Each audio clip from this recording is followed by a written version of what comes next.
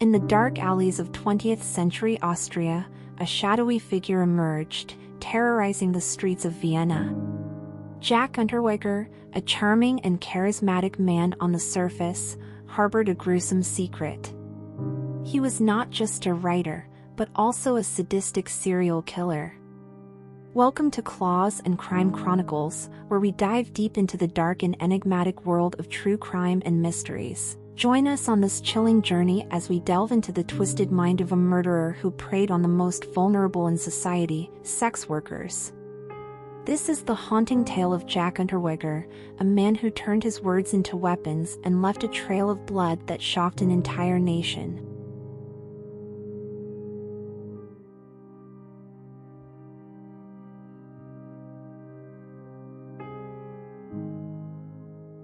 Johann Unterweger was born 1950 in Steiermark to a Viennese sex worker and an unknown American soldier.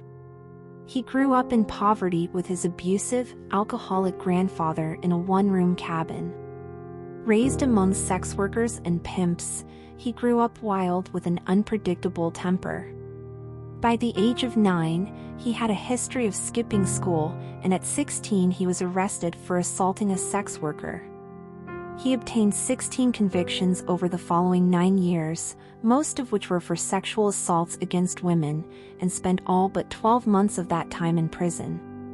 After being briefly let free in 1976, he was accused of killing another streetwalker by hitting her with an iron bar, then strangling her with her own brassiere. He confessed to the judge in court, saying, "I saw my mother in front of me, and I killed her." Sentenced to life imprisonment, Unterweger followed the lead of certain American convicts, reinventing himself as an author of important literature.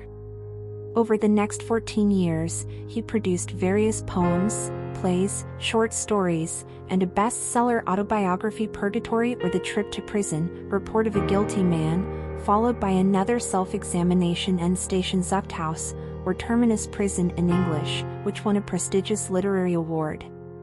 He rose to fame in Viennese café culture. Influential Austrians petitioned for his release, and on May 23, 1990, the rehabilitated murderer was granted parole. His statement to the media was, "That life is ended now. Let's move on to something new." So he moved on.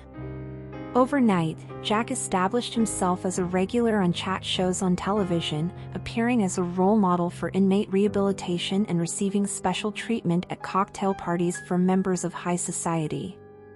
Money follows fame, and Unterweger had a blonde girlfriend who was the same age as his previous victim, drove a Ford Mustang with the license plate Jack 1, and wore designer clothing. Sadly, Jack's new life was just a front. According to Austrian authorities, in his first year of freedom, Unterweger killed at least 6 sex workers. On September 15, 1990, 3 passers-by who were strolling along the Vltava River in Czechoslovakia, close to Prague, came across the gruesome sight of a young woman's body. Jack Unterweger's first victim was Blanka Bakova. She was left naked and lying on her back with a pair of gray stockings tied around her neck in a demeaning position. She had been draped in leaves and had exposed legs. The night before, she had gone out with friends for a drink in the upmarket Wenceslas Square and had remained in a bar while the others left around 11:45 p.m. She was last seen talking to a man, aged around 40, but no one could offer any other details. Bakova was a fun-loving girl and was not a sex worker. Several weeks later, Brunhild Masser, a well-known sex worker from Graz, was reported missing. As Austria had very few problems with sex workers, the authorities became concerned. 2 months later, in early December, another sex worker, Heidemarie Hammerer, also went missing. On New Year's Eve, almost a month after her disappearance, her body was found by hikers in a wood outside of the town. Like the first murder, she was also found on her back and covered with dead leaves and bramble. It appeared that the body had been redressed and then dragged through the woods. Although not naked, her legs were bare and a missing piece of material from her slip was found inside her mouth. Hammer, like Blanka Bukova, had been strangled with a pair of stockings and also displayed bruises and ligament marks on her wrists, suggesting that she had been tied up. Several red fibers on her clothing that didn't match anything she was wearing appeared to be possible evidence left by the killer. A few days later, the body of missing sex worker Brunhild Masser was discovered. Her badly decomposed body was also found in a quiet wood in Bregenz. Again, there were no signs of robbery and her manner of death matched the previous two murders. The Austrian Federal Police investigating the cases found it difficult to unearth details about the sex workers' clients. There had been no witnesses to the murders and the police found themselves without any leads to go on. At this particular stage, the Austrian police, unaware of Blanka Bukova's murder in Prague, had no indication that they were dealing with a serial killer. This view would soon begin to change when another sex worker, Elfriede Schrempf, disappeared from Graz on March 7, 1991.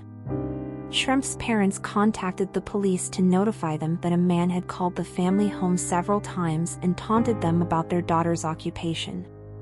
What concerned them and the police was the fact the girl's telephone number was unlisted and suggested that the person who may be responsible for her disappearance made the calls. On the October 5, 1991, Schrempf's body was found like the others in a woodland area just outside Graz. Her remains were skeletal and again she was covered in leaves. The police, if they hadn't realized then that they were in the midst of a serial killer, soon did when 4 more sex workers vanished, this time from Vienna. Sylvia Ziegler, Sabine Moitzi, Regina Prem and Karen Iroglu had all vanished within a month time period. Moitzi's body was discovered on May 20, 1992, followed by Karen Iroglu. Both women had been strangled and dumped in woodland outside the city of Vienna. Again, the MO of the killer was the same. The victims had been asphyxiated with an article of their own clothing. A breakthrough suddenly came to the fore when retired 70-year-old investigator August Skenner recalled a series of murders and attacks he had dealt with in the 70s. The crime scene and cause of deaths was remarkably similar to the murders now being committed in Austria. The culprit, Johann Jack Unterweger, had been caught and imprisoned. Certain police investigators had become suspicious of Unterweger, but they had to tread carefully as the former killer was now a popular literary figure and symbol of redemption for a liberal community. Dr. Ernst Geiger, a detective on the Austrian Federal Police Force, had never been convinced by Unterweger's act as a reformed man. A discreet surveillance was kept on the killer. When Unterweger was invited to Los Angeles to write articles, it wasn't just Geiger who noticed that the latest murders suddenly stopped. Now he realized that he would have to look seriously into Unterweger's movements and either eliminate or arrest him. It was just a question of getting the right evidence.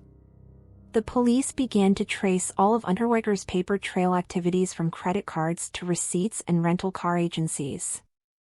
After several months, they had accumulated many links to the man's movements and places where the victims had been murdered.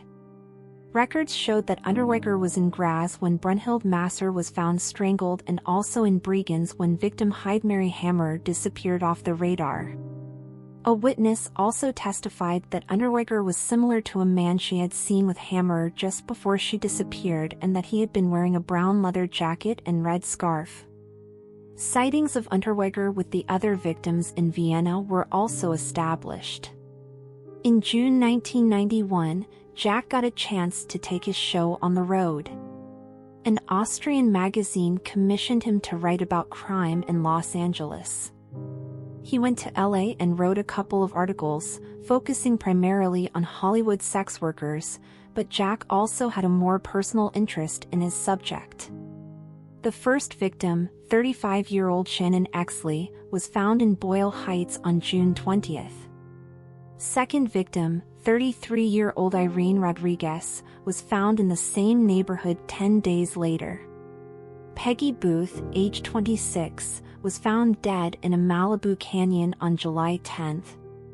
All 3 women were sex workers. All 3 had been savagely beaten before they were strangled with their own bras, and all 3 bodies were sexually violated with tree branches. By the time Interpol officials identified descriptions of the LA killer's modus operandi in February 1992, Unterweger had safely returned to Austria. The suspect was already gone when an Austrian SWAT squad searched Unterweger's residence in Vienna.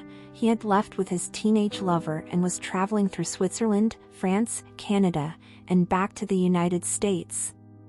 Along the way, he paused for telephone calls to the Austrian media, alternately taunting police and proclaiming his innocence. A trail of credit card receipts led manhunters to Miami, Florida, where Unterweger was captured without resistance. In custody once more, Unterweger was accused of killing 11 sex workers since his release from prison, 6 in Austria, 3 in Los Angeles, and 2 more in Czechoslovakia. The Czechs didn't want him, but Austria and the United States squabbled over jurisdiction, Jack's homeland winning out when Austrian officials agreed to try Unterweger for 5 murders as well as the 6 committed on their own soil. Extradition was thereby approved, and Los Angeles authorities packed up their forensic evidence for shipment across the Atlantic. Back home in Graz, Unterweger was indicted on 11 murder counts in August 1992, but legal maneuvers delayed his trial for nearly 2 years. The trial finally began on April 20, 1994, and lasted for 2 months, including testimony by FBI experts from Quantico, Virginia. Unterweger seemed confident throughout the trial, never failing to smile for the cameras, but evidence was mounting up against him. A bomb blast at the courthouse failed to disrupt jury deliberations on June 28, and Unterweger was convicted that afternoon on 9 murder counts and acquitted of 2 others. He was also diagnosed with narcissistic personality disorder by an Austrian psychiatrist, Dr. Reinhard Haller, whose findings were presented to the court on June 20, 1994. On June 29, the judge promptly sentenced him to life imprisonment in maximum security, but Unterweger had the last laugh. That night, jailers of Graz Carlisle prison found him hanging from a curtain rod in his cell, the drawstring from his sweatpants looped around his neck. Several audio cassettes were recovered from his cell, but their content has never been divulged. As we conclude our journey into the chilling world of Jack Unterweger, we are left with a disturbing reminder of the darkness that can hide behind a charismatic facade. Unterweger's story serves as a haunting testament to the depths of human depravity. Thank you for joining us on this journey through history's mysteries. Remember to subscribe, like, and share, and leave a comment as we continue to unearth the enigmatic stories that have shaped our world. Until the next episode, this is Kat from Claws and Crime Chronicles, signing off.